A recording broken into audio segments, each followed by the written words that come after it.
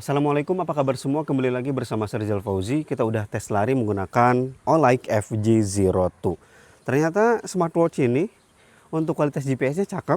Kemudian pace-nya juga, delay-nya nggak terlalu parah alias bagus lah untuk harga segini mah. Dan terakhir heart rate-nya yang jadi catatan sih. Overall bagus, tapi ada beberapa penyimpangan. Nanti bakal kita bahas secara lengkap. Oke deh, langsung aja kita mulai ya. Seperti biasa dari TTFF atau lock posisi awal. Oke, kita mulai. Percobaan tadi pagi sih pas saya lari ini lock GPS-nya cepet-cepet aja. Tapi di smartwatch ini agak sedikit membingungkan karena untuk lock dan belumnya nggak begitu jelas gitu ya. Nggak begitu jelas karena nggak ada suara beep seperti smartwatch lain. Apa? Oh iya. Ini udah lock sih kayaknya ya, karena udah diem. Ininya GPS-nya dan juga barnya juga warna hijau tanpa turun-turun lagi. Nggak kelihatan kan locknya. Kita coba sekali lagi dan ya kalau belum lock dia masih kosong kayak gitu. Jadi locknya kalau sudah hijau di bar sinyal GPS-nya. Oke, masih kedip-kedip. Kalau udah statis berarti sudah lock. Nah, udah statis. Mau protes, ini kan ODM ya, bukan Olek yang ngebenerin softwarenya. Dan untuk performa display pace ketika dipakai lari overall bagus. Di awal ada delay, ya itu wajar juga kan, tapi nggak terlalu lama, kurang dari 15 detik apa ya kalau nggak salah, kurang dari segitu. Itu termasuk cepat. Dan ingat ini smartwatch single band dan juga di bawah 1 juta. Kemudian dibawa dari lambat ke cepat dan dari cepat ke lambat juga delaynya gak parah. Ya overall saya bisa kasih kesimpulan untuk smartwatch dengan harga segini, Olight FG02 ini pace displaynya cakep. Sekarang kita lihat workout data di smartwatch. Ya tercatat 4,29, tapi ini bakal ada perubahan ya, baik itu di file GPX atau di Strava. Di sini ada durasi latihan, kemudian ada rutenya. Dan di bawah ada jarak, kecepatan rata-rata, denyut jantung rata-rata, irama rata-rata, panjang langkah rata-rata, kalori, langkah selama olahraga, dan ada power. Ini salah satu keunggulan di Kriki OS ya. Selalu ada laporan power yang digunakan selama olahraga. Workout data di aplikasi Fitbeing sampai saat ini sayangnya belum bisa ambil file GPX langsung ya. Tombol share di sini cuma kayak gini aja, aktivitas, kemudian laporan lengkap dan juga poster. Kemudian di sini ada insight dari Kriki AI. Di bawahnya ada rangkuman. Kita lihat semua di sini cukup lengkap ya. Dan detak jantung, zonanya, pace, kemudian terakhir cadence, ketinggian.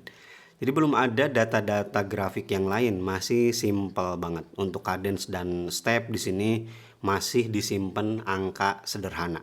Sharing data ke Strava otomatis, tapi seperti yang tadi udah saya singgung ya, ada perubahan, ada diskon-diskon juga nih. Dari 4,29 jadi 4,28 km. Ada perbedaan 1 sampai 10 meter.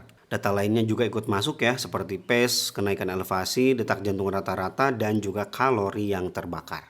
Nah setelah file GPX-nya diambil dari Strava, karena nggak bisa ngambil langsung dari Fitbeing ya, di sini justru jadi ada perubahan, ya, jaraknya jadi 4,14. Ini ya, Strava GPX. Ini Olight FG02 jadi 4,14. Sedangkan GPS iPhone mencatat 4,21 km. Ya, kalau tadi jadi nambah lebih banyak, kalau di GPX-nya justru jadi lebih berkurang. 4,21 dengan 4,29. Sekarang di sini jadi 4,21 dengan 4,14. Perbedaannya sekitar 73,3 meter. Nah, kalau lihat untuk data average heart rate di sini bedanya cuma 1 BPM aja ya. Di sini untuk Heliostrap mencatat 1,39 BPM, sedangkan Olight FG02 140 BPM.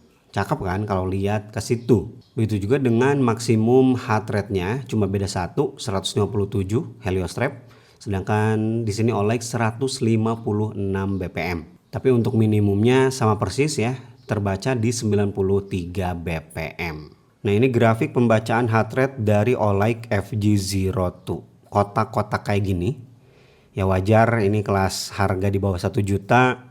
Dan ya seperti yang tadi saya bilang sih, kalau dibandingkan dengan Supercala ya, kompetitornya yang baru juga sama MG5, itu lebih baik Supercala MG5. Karena kalau kita masukkan di sini heart rate dari Helio, nah terlihat banyak penyimpangan nih.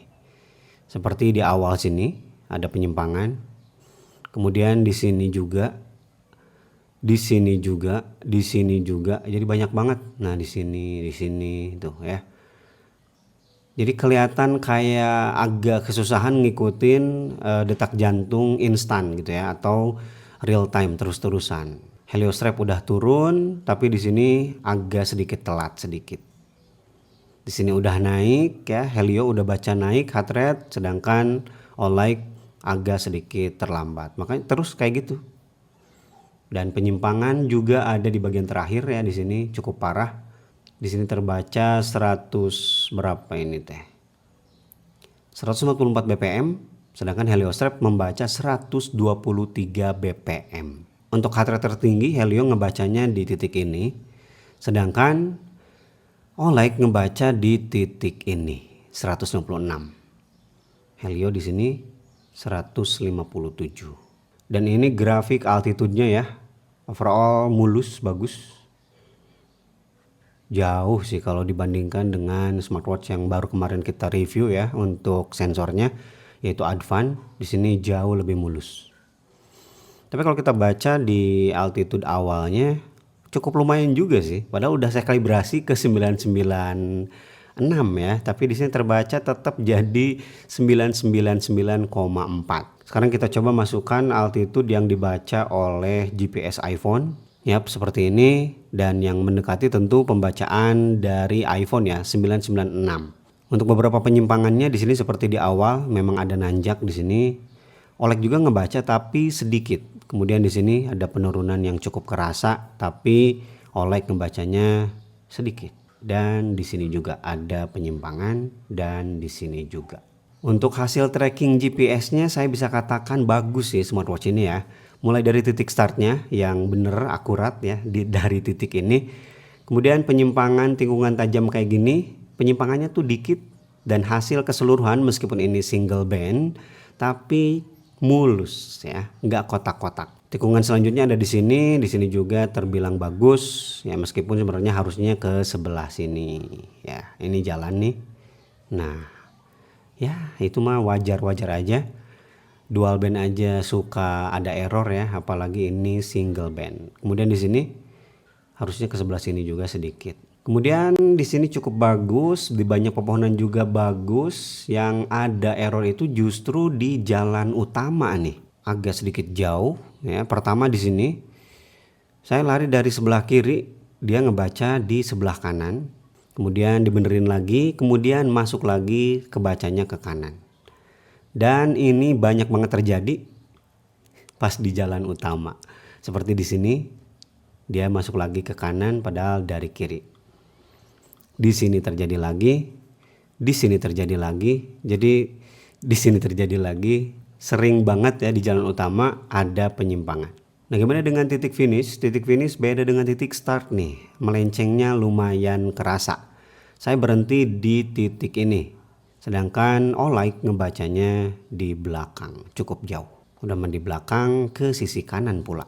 Oke, itu dia ya untuk review sensor Olight FG02 ya. Saya bisa bilang smartwatch ini cukup worth it lah untuk kelas harga segini, apalagi dengan menggunakannya Kriki OS dan juga Fit Being. Tapi kalau dibandingkan dengan kompetitor, mending nambah dikit lah ya. Supercala Kriki OS-nya udah yang terbaru, bisa balas pesan juga, hasil heart rate-nya juga lebih bagus daripada hasil heart rate dari smartwatch ini. Kalau kalian udah pakai ya Olight FG02, boleh juga share pengalamannya di kolom komentar. Terima kasih bagi yang udah nyimak video ini sampai selesai. Rizal Wajib pamit. Wassalamualaikum warahmatullahi wabarakatuh.